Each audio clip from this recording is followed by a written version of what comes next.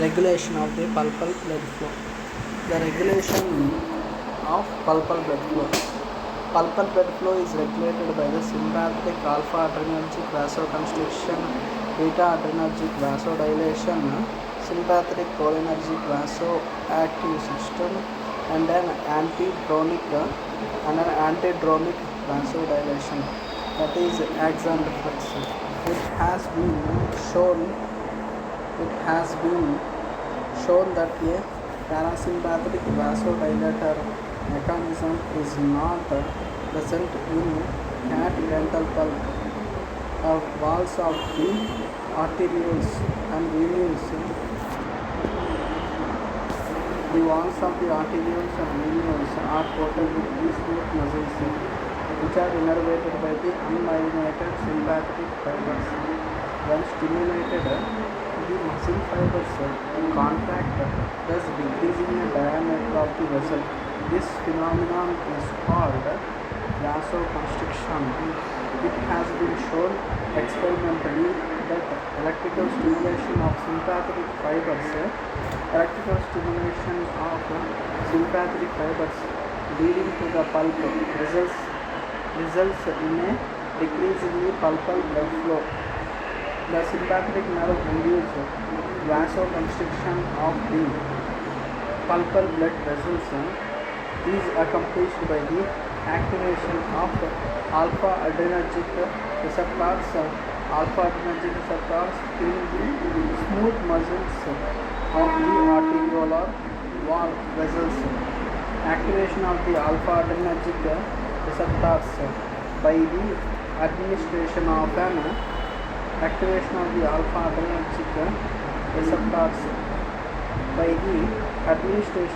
alpha agonist norepinephrine results in a marked decrease in the pulpal blood flow.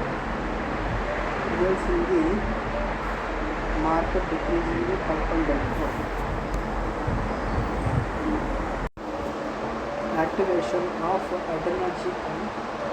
alpha adrenergic receptors by the administration of alpha agonist norepinephrine results in a marked decrease in the pulpal blood flow. This reduction in the pulpal blood flow is blocked by retreatment of the pulpal vessels with alpha antagonist. These two sets of experimental results clearly demonstrate that pulpal vessels are heavily equipped with sympathetic adrenergic receptors, and their activation causes vasoconstriction. Blood circulation in an inflamed pulp involves very complex pathophysiological reactions that have not been fully elucidated. In spite of numerous studies, a unique feature of the pulp is that it is rigidly encased within the dentin. This places it in a low compliance environment, much like the brain, bone marrow, and nail head. Thus, pulp tissue has limited ability to expand, so vasodilation and increased vascular permeability evoked during an inflammatory reaction result in an increase in the pulpal hydrostatic pressure. Presumably, any sudden rise in the intrapulpal pressure would be distributed equally within the area of pressure increase, including the blood vessels. If the pressure is increased in the pulp, it is equally distributed in the area of the pulp increase, including the blood vessels. Critically, if the tissue pressure increases to the point that it equals the intravascular pressure, the thin-walled venules would be compressed, thereby increasing the vascular resistance and reducing the pulpal blood flow.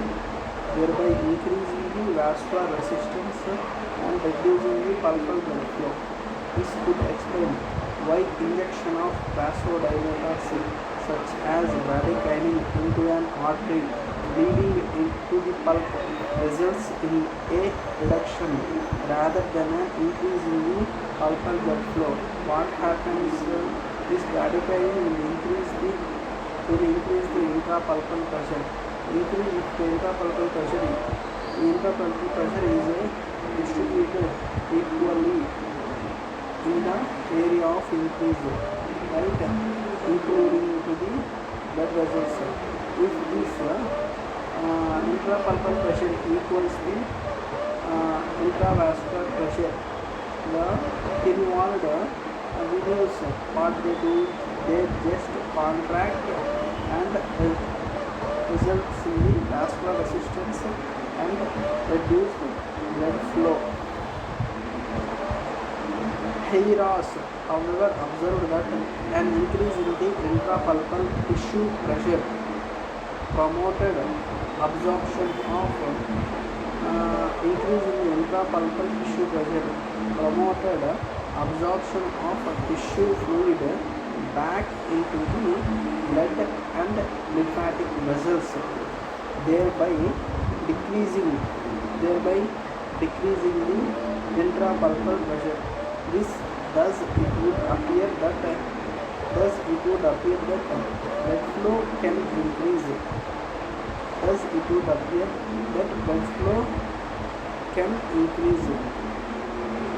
Blood flow can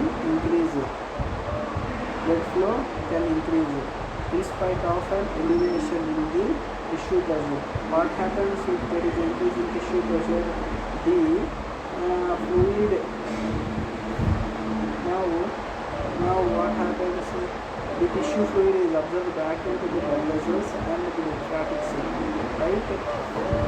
Then what happens? There is increase in the pulpal blood flow in spite increase in the tissue pressure. Obviously, a combined multidisciplinary approach is needed to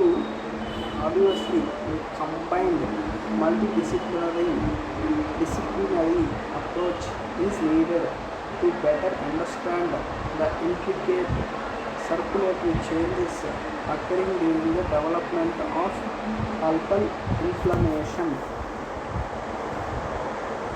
Using the laser Doppler technique to study the pulpal blood flow in dogs, Sassano et al.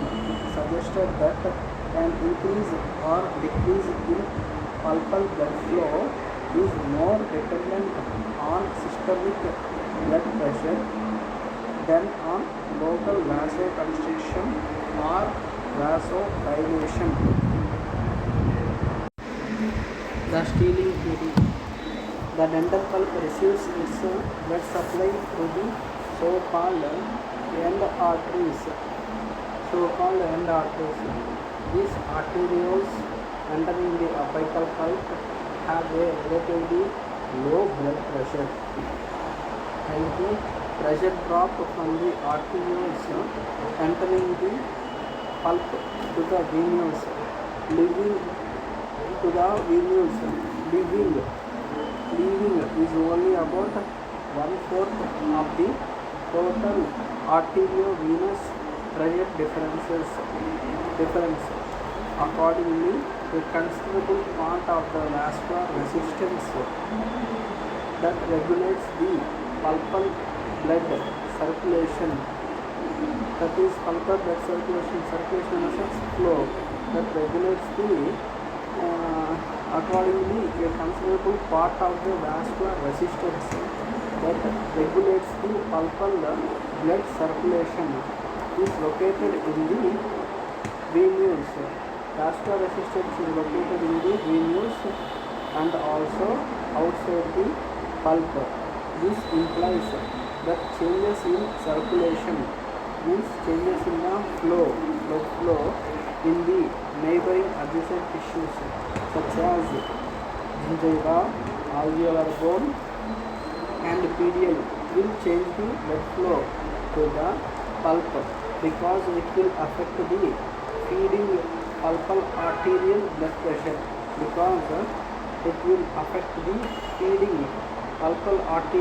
pressure, any vasodilation in tissues that receive their blood supply through side branches of the end arterioles feeding the pulp will, according to the Poisson law, steal blood pressure from the pulp. You can see this in figure 22. This is the figure 22 explaining the stealing theory. Stealing of arteriolar perfusion, that is blood pressure.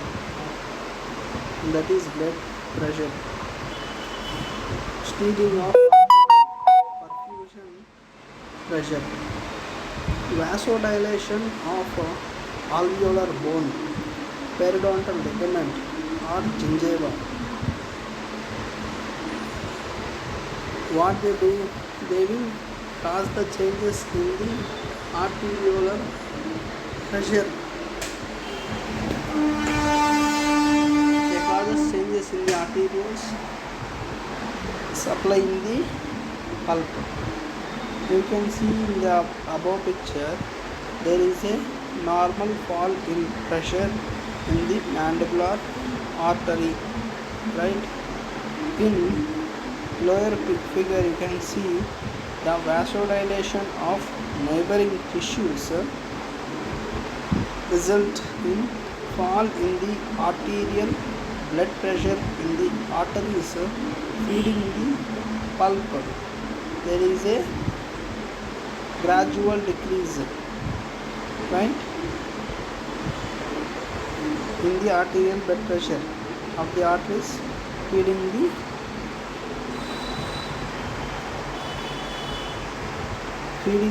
pulp.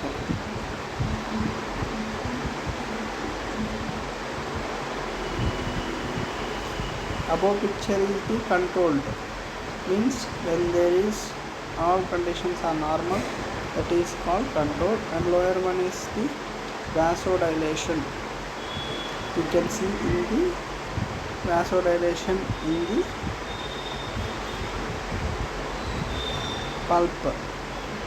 pulpal arteries, resulting in the fall in the arterial blood pressure in the arteries feeding the pulp.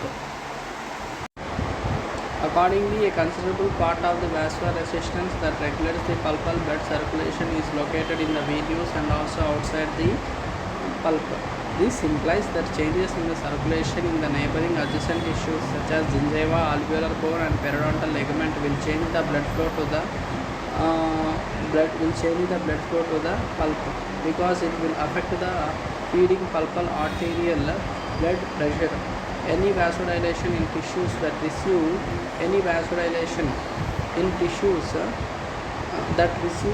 their blood supply through side branches of the end arterioles feeding the pulp will, accordingly to the Poisson law, steal blood pressure from the pulp.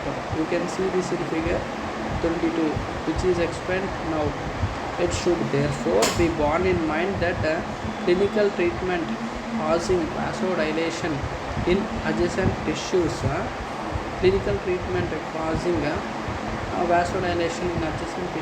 may decrease the circulation to the dental pulp. Thus, the mere appreciation of a matrix may affect the pulpal circulation and cause a fall in the pulpal blood flow. The pulp may become ischemic. That means, stealing theory simply says that if there is any vasodilation in the adjacent neighboring tissues of the pulp, say pedial, gingiva or alveolar bone, what it does, it will reduce the blood flow to the pulp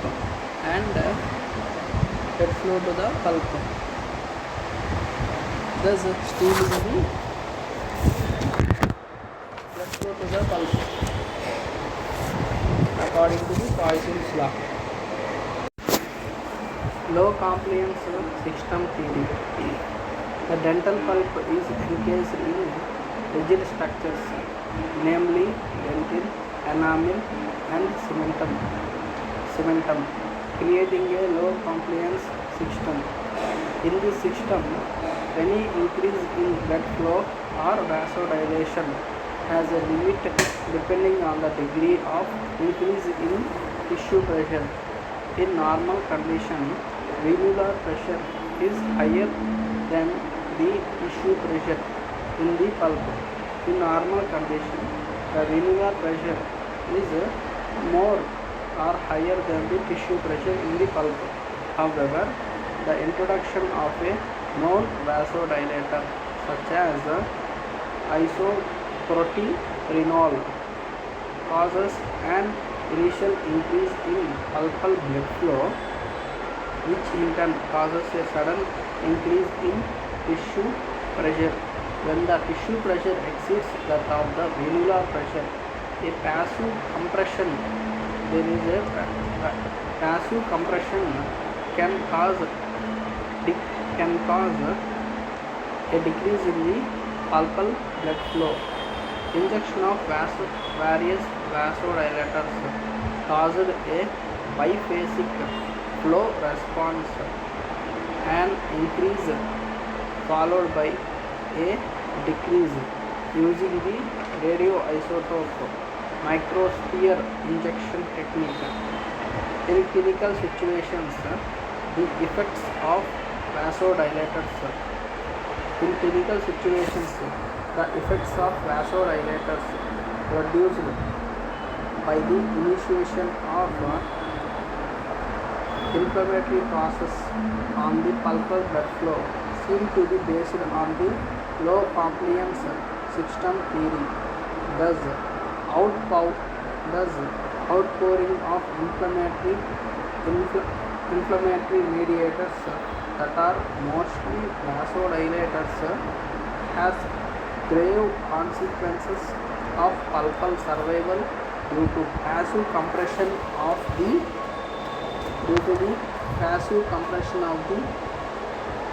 low pressure venules by a high tissue pressure. You can see this in figure 23 illustrates this theory, that is the low compliance theory. This is the figure 23 showing schematic diagram illustrating the low compliance system and its effects on the pulpal hemodynamics. Pulp low compliance system. You can see in the left, you can see the control one, in the middle the phase 1 and the right phase 2. In the control, the diameter of arteriole is normal and pressure PPF is normal and PBF is normal. Whereas if there is due to the action of the vasodilators in phase 1, there is an increase in diameter of arteriole, there is increase in the PPF and there is increase in the PBF. And in phase 2, you can see there is an increase in the diameter of arteriole and there is a increase in the PPF and there is decrease in the PBF. There is a PBF means pulpal blood flow and PBF means pulpal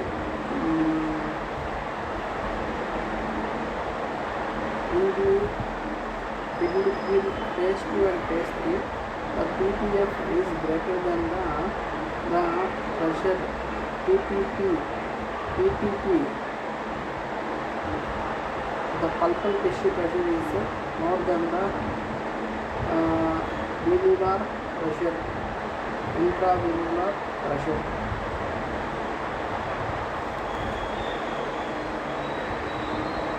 Picture you can see, due to the action of the vasodilator, there is increase in the diameter of the arteriole, there is increase in the PTF, there is increase in the pulpal blood flow. But if the pulpal blood uh, there is an increase in the pulpal tissue perfusion also, due to which the pulpal tissue perfusion, the pulpal tissue pressure is more than the intravenular pressure, that results in the decrease in the pulpal blood flow, increase in the pulpal tissue perfusion, and there is an increase in the diameter of arterioles.